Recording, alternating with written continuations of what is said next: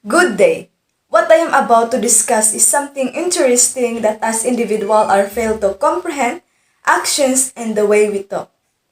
Our topic for this video is about prejudice in 1956 high school exchange student in the United States of America debate on prejudice.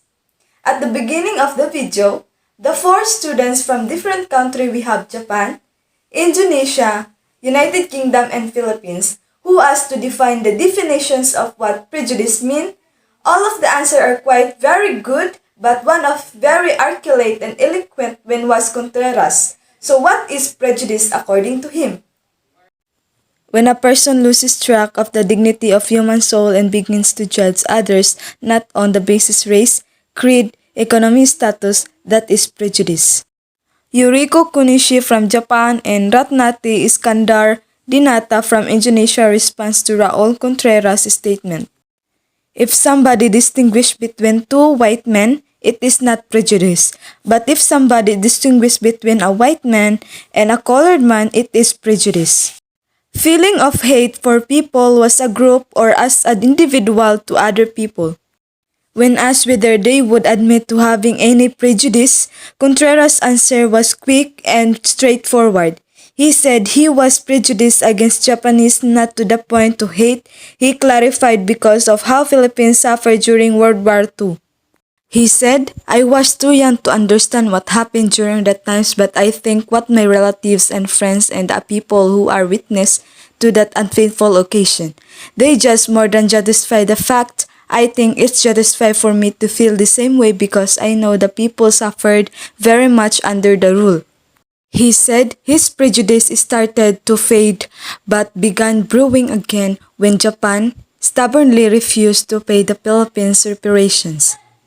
When UK delegate Judith Reader spoke of how a lot of Europeans perceive Asians as lazy and suggested to Indonesians Dinata how the Dutch occupations may have been some from help to the country, the latter responded with this. They were not helping us. See, you mentioned that we are lazy. We are not lazy, but they didn't give us chance. We didn't get the experiments and build our country. It's short of wrong to say that they've got a very flat fate that they can't let them up. The group also discussed the issue of racism in the US, particularly segregations of white American and African American who Contreras politely addressed as colored ones. All of them sharing their own encounters with racial segregations in the US, the four teenagers agreed it is not all of the Democratic Act, which is opposite of the what country claims to be, they said. Towards the end of the debate, the young Filipino closed with this powerful statement, well, I guess we should carefully examine the individual first before passing any judgment on him. And if we ever pass a judgment, we should be just with it. Debating prejudice will help us more aware of our own prejudices.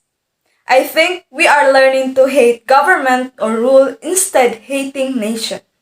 There are some bad seeds out there for sure, but they are weaving themselves out of the society. Everyone is just trying to survive.